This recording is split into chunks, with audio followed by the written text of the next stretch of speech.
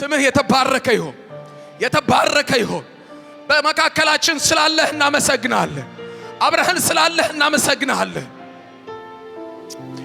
ማጅራት ላይ እያያችሁኝ፣ እሺ ቅዱሳን እያያችሁ፣ እዚህ ማጅራት ላይ የሚያመው ሰው፣ እዚህ ጋር የሚያመው ሰው አለ። አንተ እዚህ ጋር 3 ሰዎች እና ያየሁት በመንፈሴ 3 ሰው እጃችሁን ከፍ አድርጉልኛል። የሚያማችሁ ክብር ለኢየሱስ ይሁን። እዚህ ጋር ነው እና እያየሁት ሲንከባለል አየዋለሁ። ሲንከባለል ያለው ቼክ ማድረግ ትችላላችሁ።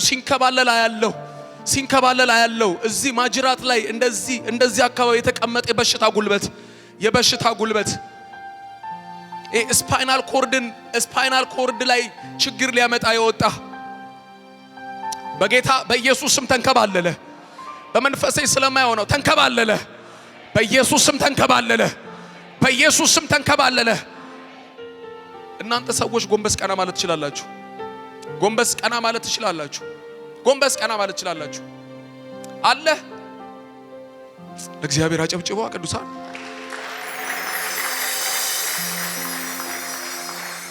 ኢየሱስ መልካም ነው። እናመሰግናለን፣ እናከብራለን። ስም የተባረከ ይሁን።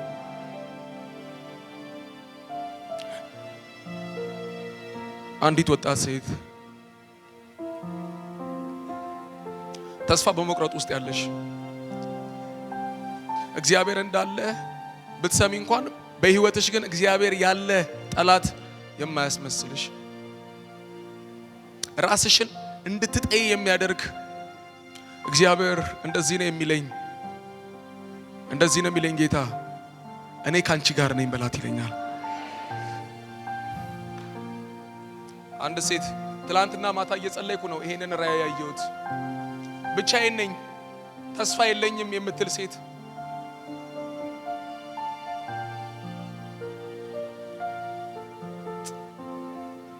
አንቺ ነሽማ። እግዚአብሔር ይወድሻል። እግዚአብሔር ካንቺ ጋር ነው ያለው። አንዳንቺም በህይወትሽ ላይ ምንም ነገር እንዳታደርጊ ይልሻል ጌታ።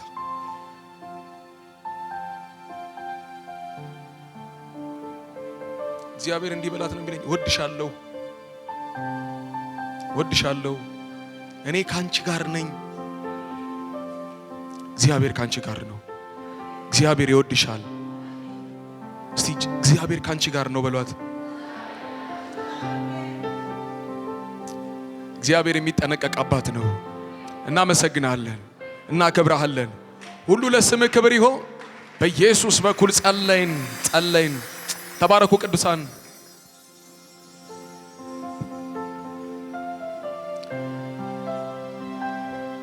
ዛሬ ከኔ ጋር የምናየው የእግዚአብሔር ቃል ሁለት ነገሮችን ለማየት እንመለከታለን።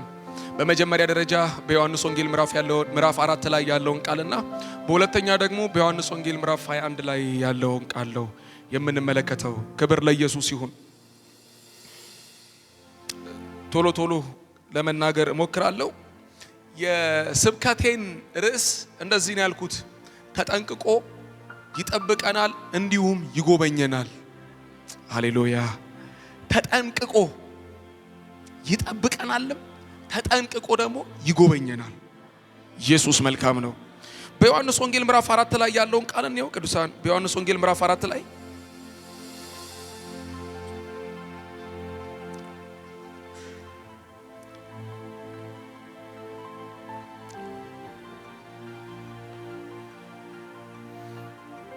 ቁጥር 16 ላይ ያለውን ቃል እንዲህ ይላል፣ እርሱም ሂጂና ባልሽን ጠርተሽ ወደዚህ ተመለሽ አላት።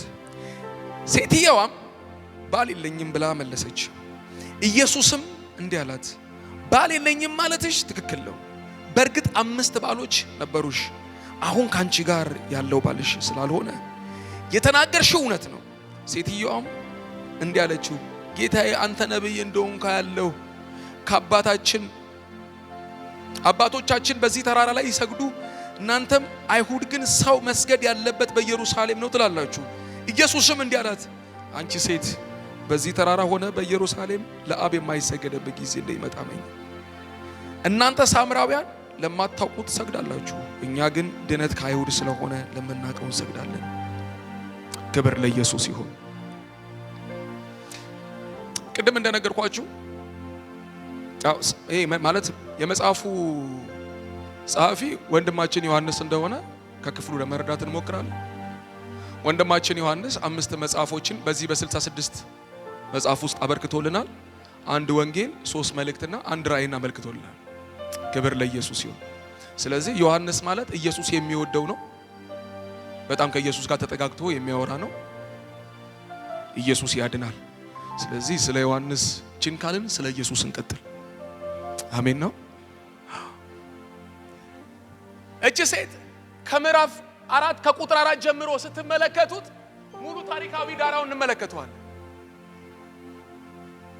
ኢየሱስም በሰማርያ ሊያልፍ ግድ ሆነበት ብሎ አይደለም የሚጀምረው? ቁጥር 4 ላይ በሰማርያ ሊያልፍ ፈለገ።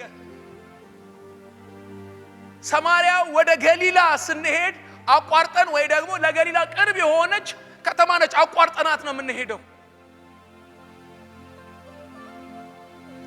አይሁዳውያን በሰማርያ አልፈው ገሊላ ከሚሄዱ ይልቅ በዮርዳኖስ በኩል አቋርጠው መሄድ ይቀላቸዋል። ለምን? አይሁዳዊ ሳማርያዎችን ምን አይሏቸው? አይወዷቸው።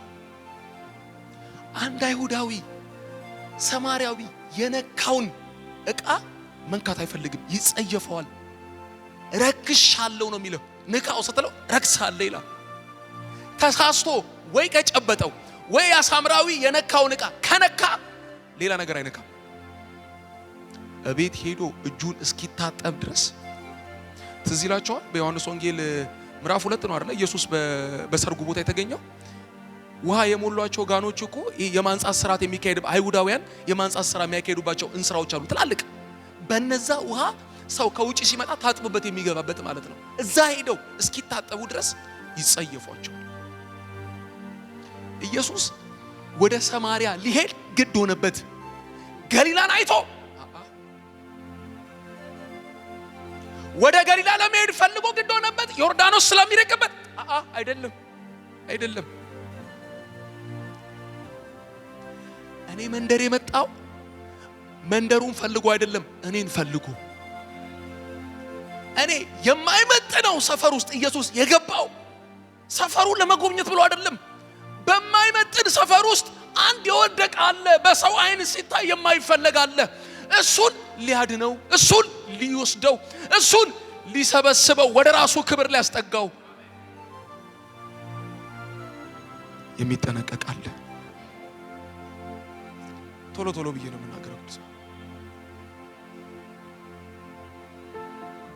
ዮሐንስ ሲጽፈው መልእክቱን ሳምራዊ ሴት እንደሆነች እንጂ ማን ስሟ እንደሆነ እንኳን አልጻፋትም። ትዝ ይላችኋል በሉቃስ ወንጌል ምዕራፍ 7 አካባቢ ላይ ያቺ ናይን ከተማ ላይ ሉቃስ ሲጽፋት አንዲት መበለት ብሎ እኮ ነው የጻፋት። ስሟን እንኳን አልጻፈው። የኢያኢሮስን ስም ሲጽፈው የዚችን ሴት አልጻፈው። አልዓዛርን ሲጽፍ እኮ የማርያም ወንድም ብሎ ሲጽፈው ዮሐንስ እችን ሴት ግን አንድ በናይን ከተማ ብሎ ነው ያስቀመጣት። ዮሐንስም ደገመው በምዕራፍ 4 ላይ አንድ ሳምራዊ ሴት አላት። ስሟን እንኳን በቅጡ ያልተጻፈላት ሴት። በመረሳት ውስጥ ነው ያለሁት። ህይወት ለኔ በጣም ከባድ ነው። ማንም አያየኝም፣ ያየኝ ሁሉ ይጠቋቆምብኛል የምትሉ እንኳን ደስ አላችሁ፣ ኢየሱስ ይወዳችኋል። እንኳን ደስ አላችሁ፣ የሚጠነቀቅ አባት አለን። እንኳን ደስ አላችሁ፣ ኢየሱስ ይፈልገናል።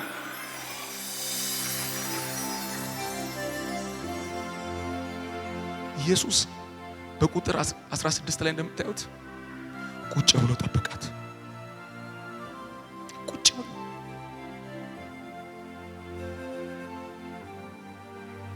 ቁጭ ብሎ ጠበቃት። ሲመጣ እኮ ከነ ጴጥሮስ ጋር ነው የመጣው። ሲመጣ ከነ ዮሐንስ ጋር ነው የመጣው። ሲመጣ ደቀ መዛሙርቶቹ እኮ ከኢየሱስ ጋር አብረውት ነበሩ እና ምግብ እንዲገዙ ሸኛቸው። ለምን? የምትመጣዋ ጉዳይ አለባት። የምትመጣዋ ክፍተት አለባት። የምትመጣው በህይወቷ ላይ ሰዎች የመነጋገሪያ ርዕስ ያደረጉባት ክፍተት አለ እና እነ ዮሐንስ ክፍተቷን ሰምተው እንዳይጠቋቆሙባት ሸሸጋት፣ ብቻውን ጠበቃት። የሚጠነቀቅ እኮ ነው ኢየሱስ።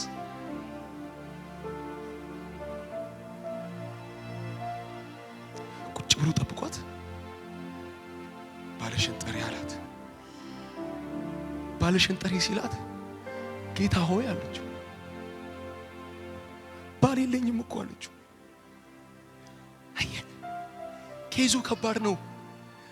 አንድ አይሁዳዊ ሴት ሁለቴ ወይ ሶስቴ አግብታ መፍታት ትችላለች የሚል ህጉ ይፈቅድላታል የሚላሉ ቴዎሎጂያኖች ይናገራሉ እንደዚህ።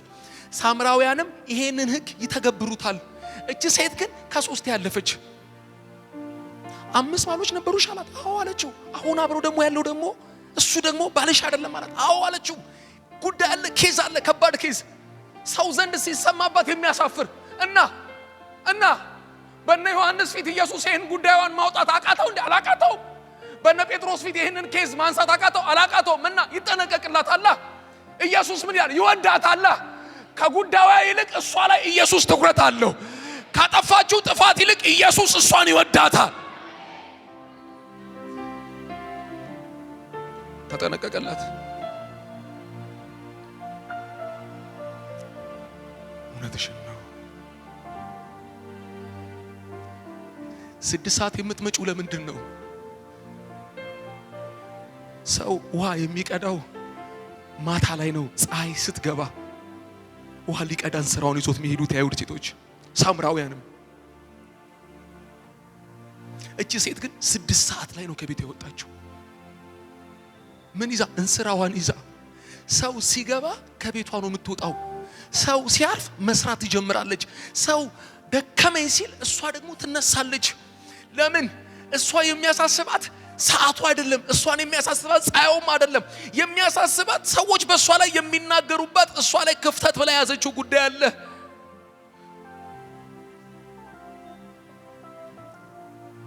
አንዲት ነፍስ ትሆን ይሆን? አንዲት ነፍስ በዚህ ጉባኤ ውስጥ ትኖር ይሆን? የሆነ ጉዳይ የሆኑ ቃላቶች በህይወቴ ላይ በዙ። የሆኑ ንግግሮች ህይወቴን አደከሙት። የሆነ ነገሮች ክፍተቴን እየተናገሩ አደከሙኝ የምትሉ እናንተ ሰዎች እንኳን ደስ አላችሁ። ከተናገሩላችሁ ይልቅ የሚጠነቀቅላችሁ ኢየሱስ አለ።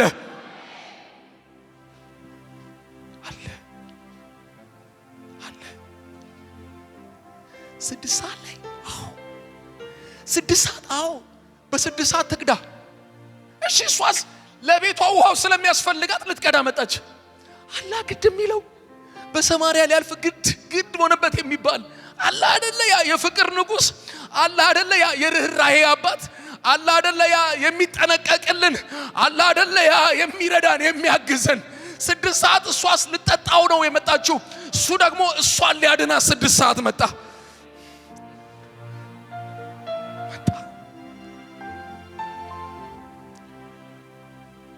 ፍቅሩ አይቀዘቅዝ ወረታ ያውቀው እንደ ጌታ ያለ የትም አይገኝ። የተናገረው ቃሉን ይፈጽማል። ተናግሮ ማድረግ እሱ ብቻ ያውቃል። ሰው አይረሳ ጌታ፣ ሰው አይረሳ። ይህን ስንናገር ነው እኛ ህይወት ላይ መልካም የሚሆነው። ሰው ድካም ውስጥ ነው ብለውናል። አዎ እና ሰው አይረሳም ኢየሱስ እንደ ሰው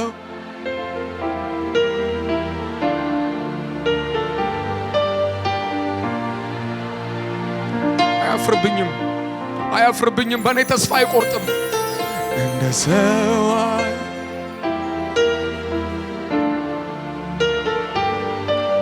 እንደ ሰው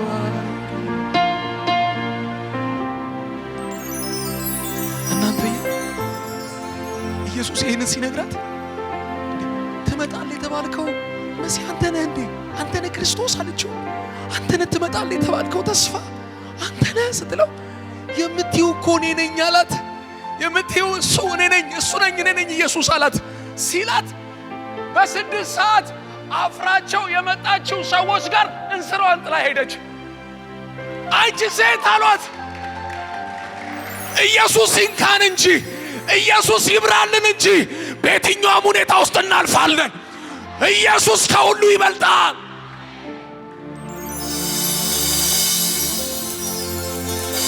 ትመጣለህ የተባልከው አንተ ነህ። ስንጠብቅ የነበርከው አንተ ነህ። አንተ ነህ ሰላማችን፣ አንተ ነህ ረፍታችን፣ አንተ ነህ ደስታችን።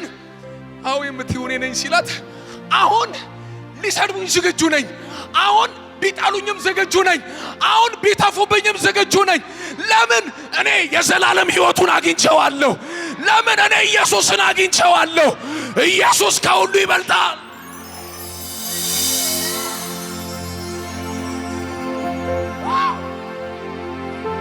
የሚሰድቡኝ ሰፈር ውስጥ ነው እና ዘላለሜን አገኘሁት። ተቀምጦ ጠበቀኝ። ኢየሱስ ተቀምጦ ጠበቀኝ። አሁን ሊሰድበኝ ለመጣው ሰው የማወራው ርዕስ አለኝ። አሁን ሊጠላኝ ሊተቸኝ ለሚመጣው የማወራው ርዕስ አለኝ። እሱ ምንድነው? እሱም ኢየሱስ ይባላል። ኢየሱስ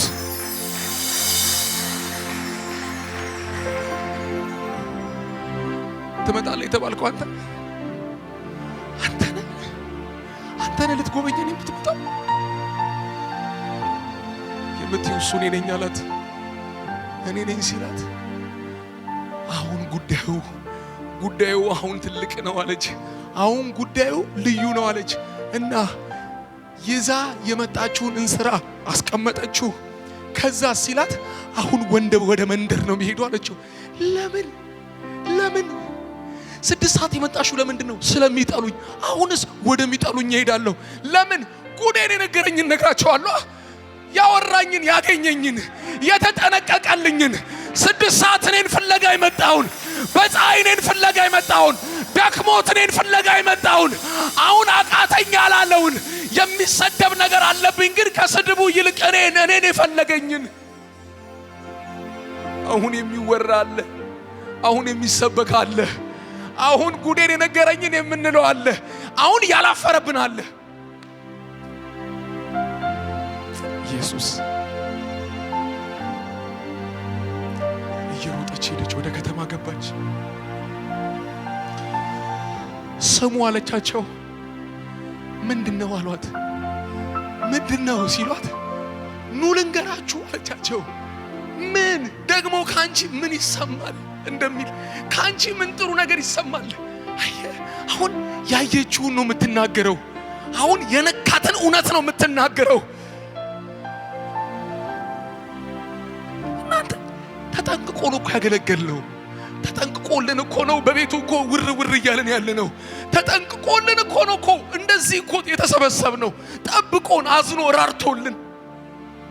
መች ፈልገን መጣን? ፈልጎ አመጣን እንጂ። መች አስበን መጣን? ተጠንቅቆ አመጣን እንጂ። መች በፕሮግራም መጣን? እግዚአብሔር ስለፈለገ እንዲሰበሰበን እንጂ። መች በእውቀታችን አደረግነው? መች በችሎታችን አደረግነው? መች በገንዘባችን አደረግነው? መች አደረግነው? ስለፈለገ ሰበሰበን እንጂ፣ ስለተጠነቀቀልን ሰበሰበን እንጂ። ኑ አለቻቸው። ምንድነው ሲሏት ጉዴን ነገረኝ አለች። የምን ጉድ? አልነግራችሁም። ለምን?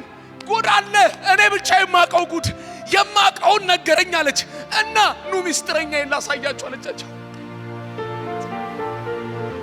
ኢየሱስ ሚስጥረኛችን ነው። 5 ባሎች ነበሩሽ አለኝ አላለቻቸውም። አሁን በቤት ያለው ባልሽ ነው አለኝ አላለቻቸውም። ግን ምን አለቻቸው? ጉዴን ነገረኝ አለች። እሱ ሚስጥሯን እንደጠበቀ እሷ ሚስጥሯን ያዘች። ሚስጥሬን ሸፈነልኝ። እሱ ምን አለሽ ካለ ሚስጥሬን ሸፍኖ ግን ጉዴን ነገረኝ። በፊቱ ባዶ እንደሆንኩ አሳየኝ እና ተጠነቀቀልኝ እና ወደደኛ። አሁን እኮ ለሰው የምናወራው እንደዚህ እኮ ነው። ለሰው የምናወራው ፈልጌ ኢየሱስን አገኘሁት እኮ አይደል የምንለው። አገኘኝ ፈልጉ መንደሬ መጣ፣ ሰፈሬ መጣ። ተስፋ ቆርጬ ሳለሁ መጣ። እኔ ያለው ሊለን መጣ። እኔ ካንተ ጋር ነኝ ሊለኝ መጣ። ተስፋ ቆርጬ ሳለሁ መጣ። ኢየሱስ ወደኛ ሰፈር መጣ።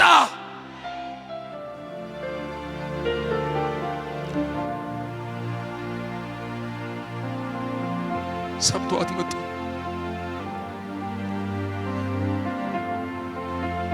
ያቺ የምታፍር የነበረ ሴት ጠንካራ ሆነች። በመካከላቸው እንደ ዲያቆን የሆነችው ይኸው ተንጎራደደች። ይኸው እሱ ነው ሚስጥሬን የነገረኝ፣ ይኸው እሱ ነው ጉዴን የነገረኝ፣ ይኸው እሱ ነው እኔን ፍለጋ በዚህ ተቀምጦ የጠበቀኝ፣ ይኸውና አለቻቸው። የያዕቆብ ጉድጓድ ጋር ተቀምጦ ጠበቀኝ አለቻቸው። የሚበልጠውን ሊያጠጣኝ ተቀምጦ ጠበቀኝ አለቻቸው። ደግሜ እንዳልጠማ ሊያደርገኝ ተቀምጦ ጠበቀኝ አለቻቸው። የዘላለም ሕይወት ሊሰጠኝ ተቀምጦ ጠበቀኝ አለቻቸው። ለኔ ነው ሊሞት የመጣው አለቻቸው።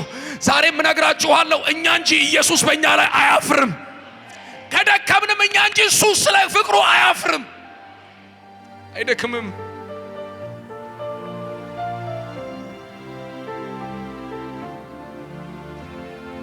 ፍቅሩን ሳስብ ይደንቀኛል፣ ለእኔ ያሳየው ምሕረቱ ባወራው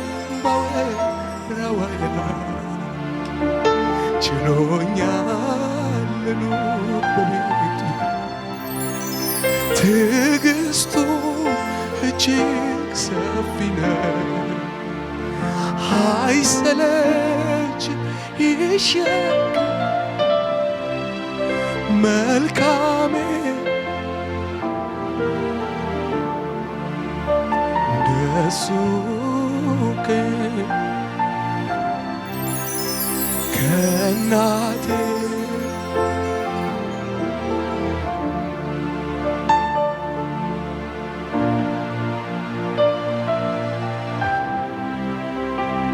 ኢየሱስ ነው።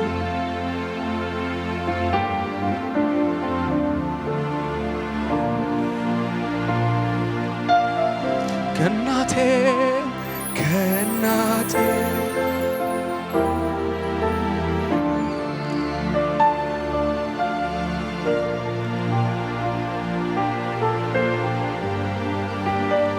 ኢየሱስ ነው።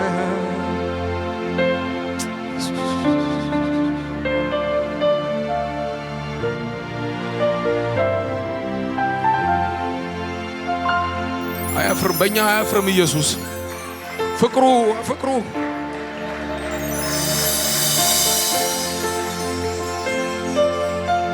ፈልጎን መንደር ድረስ የመጣ ጌታ ፈልጎን ኢየሱስ መጣ።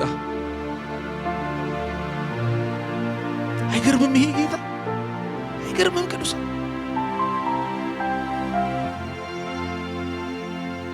ኢየሱስ መልካም።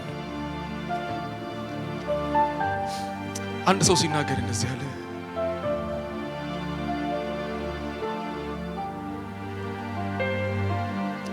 አዳር ጸሎት እየጸለይን ነው አለ። አንድ ሲኒየር አገልጋይ ሲናገር የሰማሁት ሕይወት ምስክርነት ነው። እየጸለይን ነበር አለ። አዳር ጸሎት እየጸለይን በጣም በልሳን እየተቀጣጠለን እየጸለይን ሳለ አንድ እህት ከመካከል ድምጿን ከፍ አድርግታ የሚተረጎም ልሳን እየተናገረ ይጸለይ ይቻላል። ከዛ ትርጉሙ በጉባኤው መካከል በጸሎት ቦታ ላይ ተተረጎመ። ያ ልሳን ሲተረጎም እንጦጦ ተራራ ላይ አንድ ክርስቲያን ወንድም ነው፣ ተስፋ ቆርጧል፣ በአኻ አርግቷል፣ ራሱን ሊገድል ገመድ ይዞ ሲሄድ እግዚአብሔር አሳየኝ፣ እንጩህ አለች። ከዛ መጮህ ጀመርን አለች፣ መጸለይ ጀመርን አለች። ኢየሱስ ሲናገር በጣም እየጸለይን እየተቃወምን እንጸልያለን፣ በምልጃ እንጸልያለን፣ በጣም መጸለይ ጀመርን አለ። ስለዛ ወንድም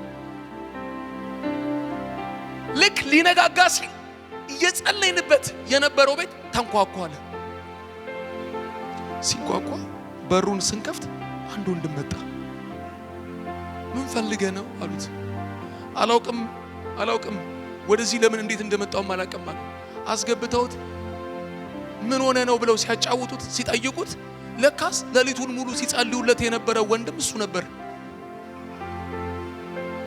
አንተ ነበር ካሉት አዎ የት እንጦጦ ተራራ ላይ ምን ልታረግ በቃ ህይወት ደከመኝ አለ በቃ እኔ ዛልኩ ኢየሱስ ይወደኛል ብዬ አላስብም አለ በቃ ከዚህ በኋላ በጣም ደከምኩ አለ እና በቃ ራሴን ማጥፋት እንዳንድ መፍትሄ ወሰድኩት እና እንዴት ተረፍ ካሉት ገመዱን ይዤ ልሰቀል ዛፉ ጋር ስደርስ አንድ እብድ ስለት ይዞ መጣብኛል ስለት ይዞ ሲመጣብኝ ገመዱን አስጣለኝና ከዛፉ ጋር አሰረኝ አለ ይሄ ምስክርነት በጣም ነው የሚገርመው ይሄ ልጥ አለ አይደል ይሄ ልጥ ነው የሚባለው የዛፍ ላይ ቅርፊቱ እሱ ልጦ በዛ እየገረፈኝ አለብዱ ጴንጤዎች ኢየሱስ ለዓለም ሁሉ ሞቷል ተብሎ እየመሰከሩ አንተ ለማን ስትል ነው የምትሞተው እያለ ይገርፈዋል አሉ ለማን ስትል ነው የምትሞተው አሉ ይሄ ምስክርነት ነገረኝ ብሎ እኮ ነው ሰውየው ሲያወራ ገረመኝ ለማን ስትሉ ነው ተስፋ የምትቆርጡት የትኛውን ጠላታችሁን ለማስደሰት ነው ተስፋ የምትቆርጡት በምንም አይነት ሁኔታ ውስጥ ብንሆን እኮ የሚወደን ጌታ አለ በምንም አይነት ሁኔታ ውስጥ ብንሆን የሚራራልን ኢየሱስ አለ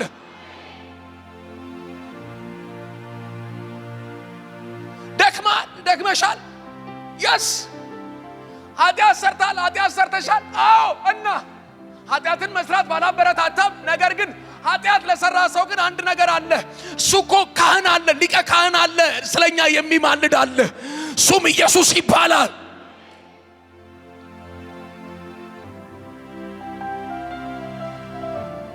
ይሄን ልናገርና ጨርሳለሁ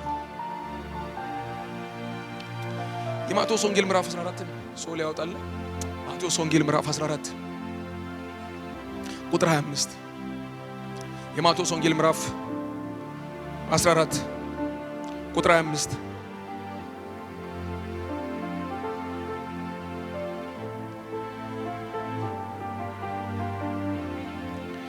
የማቴዎስ ወንጌል ምዕራፍ 14 ከቁጥር 25 እስከ 31 ከሌሊቱም በአራተኛው ክፍል ኢየሱስ በባህር ላይ እየሄደ ወደ እነርሱ መጣ። ደቀ መዛሙርቱም በባህር ላይ ሲሄድ ባዩት ጊዜ ምትሃት ነው ብለው ታወኩ፣ በፍርሃትም ጮኹ። ወዲያውም ኢየሱስ ተናገራቸውና አይዟችሁ እኔ ነኝ አትፍሩ አላቸው። ጴጥሮስም መልሶ ጌታ ሆይ አንተስ ከሆንክ በውሃው ላይ ወደ አንተ እንድመጣ እዘዘኝ አለው። እርሱም ና አለው። ጴጥሮስም ከታንኳይቷ ወርዶ ወደ ኢየሱስ ሊደርስ በውሃው ላይ ሄደ። ነገር ግን የነፋሱን ኃይል አይቶ ፈራ። ሊሰጥምም በጀመረ ጊዜ ጌታ ሆይ አድነኝ ብሎ ጮኸ። ወዲያውም ኢየሱስ እጁን ዘርግቶ ያዘውና አንተ እምነት የጎደለ ስለምን ተጠራጠርክ አለው። ክብር ለኢየሱስ ይሁን። ጴጥሮስ ማለት ይሄ ነው። ጴጥሮስ ማለት ኢየሱስ በባህር ላይ ሲሄድ አይቶት ልምጣ ጌታ ሆይ አንተ ኮንክ በባህሩ ላይ ልምጣ ብሎ በውሃ ላይ የተራመደ ሰው ነው ጴጥሮስ ማለት። ሰዓት ስለሄደ ቶሎ ብዬ ልናገርሽ። በማቴዎስ ወንጌል ምዕራፍ 16 ላይ ካያችሁት ደግሞ ሰዎች እኔን ማን ይሉኛል ብሎ በጠየቀ ሰዓት ላይ ጴጥሮስ ለኢየሱስ የነገረ ሰው ነው። አንተ ክርስቶስ የሕያው የእግዚአብሔር ልጅ ነህ ያለው ሰው ነው ጴጥሮስ ማለት። በሉቃስ ወንጌል ምዕራፍ 22 እና በማቴዎስ ወንጌል ምዕራፍ 26 ላይ እኔ ካንተ ጋር መከራ እቀበላለሁ፣ ሞት እንኳን ቢሆን ካንተ ጋር ያንን ሞት እጋፈጣለሁ ያለ ሰው ነው ጴጥሮስ። ጴጥሮስ ማለት በዮሐንስ ወንጌል ላይ ስትመለከቱት በቁጥር 18 ላይ በምዕራፍ 18 ላይ ኢየሱስን በያዙት ሰዓት ላይ ማልኮስ የሚባለውን ሰው ጆሮን የቆረጠ ሰው ነው። ኢየሱስን ለምን ትነኩብኛላችሁ ብሎ ይሄ ሰው ኢየሱስን ድንገት ከዳው። ታውቀዋለህ ሲባል አላውቀውም አለ። ከሱ ጋር ነበርክ ሲባል አላውቀውም አልነበርኩም አለ።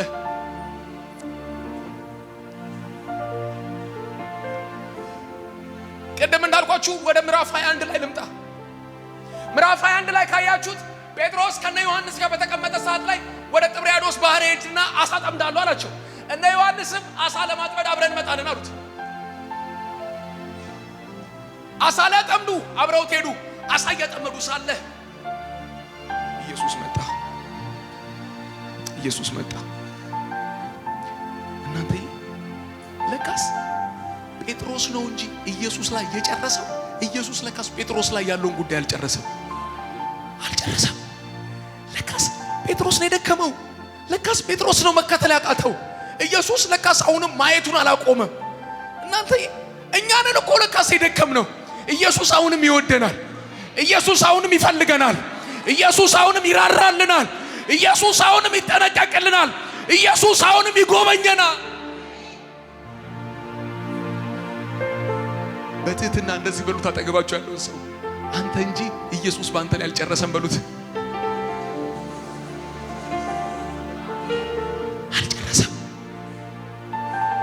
አልጨረሰም። በምዕራፍ 21 ቁጥር 15 ላይ አይደለ እንደዚህ ያለው? ኢየሱስ መጣና ጴጥሮስ ከበሉ ከጠጡ ከጨረሱ በኋላ መጣ። ዮሐንስ ኢየሱስን ያውቀዋል። አሳ ካጠመዱ በኋላ ጴጥሮስ አቤት ሲለው ጌታ እኮ ነው አለው። የካድኩት አለ። አዎ አላውቀውም ያልኩት አዎ እሱ እኮ ነው። ዶሮ ሳይጮህ 3 ጊዜ ከዳሁት አዎ እሱ ነው። ፈልጎኝ መጣ። አዎ ጌታ ሆይ ፈልገኝ ከመጣማ እኔም ወደ አንተ እመጣለሁ አለው። መጣ አለው። አዎ እርቃኑን ነበረ። እሱን ለበሰና ወደ ኢየሱስ መጣ። ጴጥሮስ ወደ ኢየሱስ ሲመጣ እነ ዮሐንስ እና ያዕቆብ አሳ ይጎትቱ ነበረ። ወደ ባህር ላይ ያወጡት መረቡን። ጴጥሮስ እይታው አሳው ላይ ሳይሆን ኢየሱስ ላይ ነው። ዛሬም አንድ ነገር ነው የምላችሁ ቅዱሳን፣ በዚህ ማለዳ እንደዚህ እላችኋለሁ፣ በምንም አይነት ሁኔታ ውስጥ ብትሆኑ ኢየሱስ ይወዳችኋል። በምንም አይነት ሁኔታ ውስጥ ኢየሱስ በእኛ ላይ ያለውን አጀንዳ አልጨረሰም። ኢየሱስ ዛሬም ይፈልገናል። ኢየሱስ ዛሬም ይፈልገናል። ጨርስ ጴጥሮስ አሉ። ጌታ መጣ። አሜን ሲለው ከዳኛ አቅቶ ከዳኛ አይደል? እኔን መከተል ሲገባ ድጋሚ ወደ አሳ ማጥመድ መጣ አይደል? አንተ ብቻ አይደለም እነ ዮሐንስንም ይዛቸው መጣ አይደል? ጴጥሮስ ቢለው እኮ ኢየሱስ ልክ ነው። አየውና ከድቶታል፣ ጥሎት ሄዷል። ጴጥሮስ አሉ አቤት ሲለው ትወደኛለህ? ዛሬም ተስፋ አልቆረጥክም? ትወደኛለህ ሲለው ጴጥሮስ ዛሬም በኔ ላይ ተስፋ አልቆረጥክም? ዛሬም ኢየሱስ በእኛ ላይ ተስፋ አልቆረጠም። ይሁን እንደ ድንገት እንኳን ዛሬ ማለዳ ወደዚህ ጉባኤ መጣ አንድ ሰው ካለ እንደ ድንገት ትላንት አገለግል ነበር ግን በቃ ደክሞኝ አቅቶኝ አሁን ላይ አላገለግልም እንዴ ዝም ብዬ ነው መመላለሰው የሚል ወዳጄ ላንተ ነው ዛሬ ይሄ ቃል የመጣው። እንዲላ ኢየሱስ አንተ ላይ ዛሬም አልቀዘቀዘም። ኢየሱስ ዛሬም በአንተ ላይ ፍቅሩ አልቀዘቀዘም። ዛሬም እንደ ጴጥሮስ እንዲላል ትወደኛለህ ወይ ይልሃል።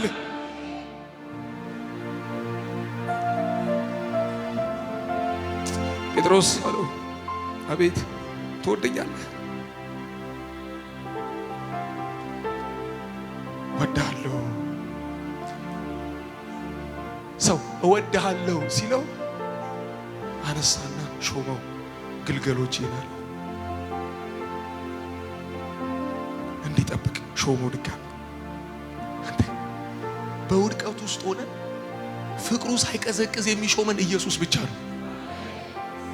ደክመናል፣ አቅቶናል እና ምን እናድርግ? ጴጥሮስ ትወደኛለህ? አዎ እወድሃለሁ። ግልገሎቼን ብቻ አይደለም እና ጠባቶቼንም ሰጣለሁ። ለኔ አዎ ለአንተ ሰጣለሁ። ድሮንስ ታማኝ አርግቶ ስለቆጠረኝ አይደለ እንዴ ካለ ለአገልግሎት የሾመኝ? ሆኜ እኮ አይደለም ስለቆጠረኝ እኮ ነው የሾመኝ። ቆጥሮ እኮ ነው አገልጋይ ያደረገኝ። መቼ እኔ በራሴ ትጋትና ኃይል አገልጋይ ሆንኩኝ? መቼ በጽድቄ አገልጋይ ሆንኩኝ? ስለቆጠረኝ እኮ ነው። ጸጋዬ ያግዟል ብሎ ስላሰበ እኮ ነው ያቆመኝ። ከናንተ ይልቅ በጣም ደካማ የሆንኩ ሰው ነኝ። እንዲህ ስቆም በጣም የምተጋ በጣም እንደዚህ ኖ አይደለም። አብረን ብንኖር ኖሮ ክፍተቴን ታዩት ነበረ። በጣም በድካም ውስጥ ያለው ሰው ነኝ። ያቆመኝ ጸጋው ነው። ያቆመኝ ምሕረቱ ነው። ግልገሎቼን ሰጣለሁ አለው። ለኔ ሲለው እሱ ብቻ አይደለም እና ጠባቶቼንም ሰጣለሁ አለው። እነሱንም ገና ታሰማራለህ አለው። ጴጥሮስ አለው አቤት ሲለው ትወደኛለህ ነበር። እንዳይክደው ፈራ ጴጥሮስ። ጌታ ሆይ አንተ ታውቃለህ፣ አንተ ታውቃለህ፣ አንተ ታውቃለህ ሲለው በጎቼን አሰማራለሁ። ክብር ለኢየሱስ ይሁን። ዛሬም የሚሾመን ጌታ አለ። በተለያየ ድካም ውስጥ ያለን፣ በተለያየ ሁኔታ ውስጥ ያለን፣ ዛሬም ኢየሱስ ይወደናል። ዛሬም ኢየሱስ ይወደናል። የመጨረሻ እንደዚህ ነው ምለው። ታዲያ ከዚህ ክፍል ብንደክም ብንዝል እያገለገልን የሆነ ነገር ብንሆን ምን እናድርግ? ቅዱሳን ምን እናድርግ? እንደ ጴጥሮስ ብንሆን ምን እናድርግ? አገልግሎት ማቆም ነው መፍትሄው? ወደ ሆነ ህይወት መመለስ ነው መፍትሄው? ያንን የክርስቶስን ፍቅር ቸል ማለት ነው መፍትሄው? አይደለም። እና ምን እናድርግ? አንደኛ እውነተኛ ንስሐ ነው መግባት መቻል ያለብን። እውነተኛ ንስሐ ለመመለስ፣ ወደ ቀድሞ ወደ ትክክለኛው ፖዚሽናችን ለመመለስ ምን እናድርግ? እውነተኛ ንስሐ እንግባ። በአንደኛ ዮሐንስ ምዕራፍ 1 ቁጥር 9 ላይ እንዳለው እውነተኛ ንስሐ እንግባ። ቶሎ ልበል። ሁለተኛ ከሰራነው ኃጢአት በላይ ይቅር ሊለን የታመነ የክርስቶስ ደም እንዳለ ማሰብ መቻል አለብን። የክርስቶስ ደም ከየትኛውም ነገር በላይ ነው። የልጁ የክርስቶስ ደም። ሃሌሉያ። በአንደኛ ዮሐንስ ምዕራፍ 1 ቁጥር 7 ላይ ያለው ቃል። ሶስተኛ በሚቀጥለውስ ንስሐ ገባሁ፣ በደሙ ታጠብኩ፣ ይቅር ተባልኩ እና ምን ላድርግ? የሚረዳ ጸጋ አለ። በቀጣይ እንዴት ነው ማገለግለው? ጸጋው ያግዘናል። እስቲ ጸጋው ያግዘኛል በሉ እስቲ። ቲቶ ምዕራፍ 2 ቁጥር 11 እስከ 13 ያለው ቃል።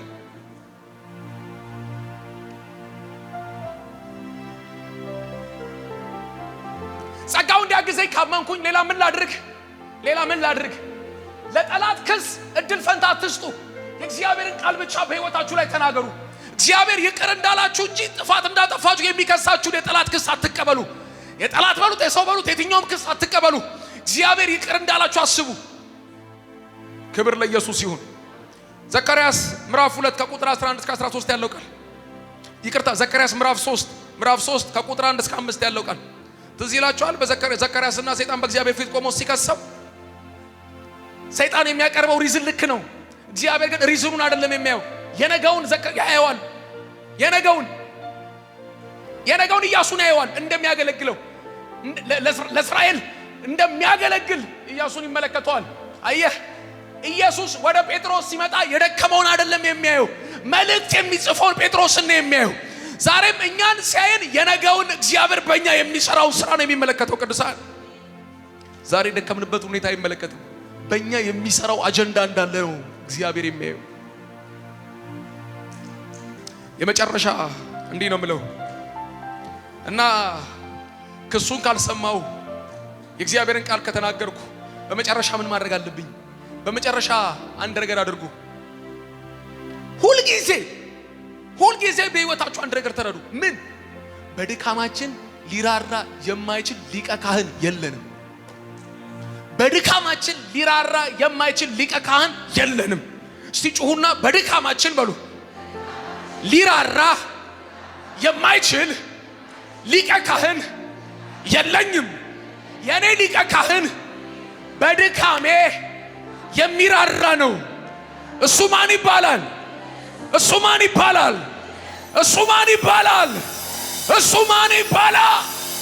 ለዚህ ጌታ ጨብጭቡለት፣ እልል በሉለት። ሃሌሉያ። ተነስተን የመጨረሻ ጸሎት እንጸልይ ቅዱሳን።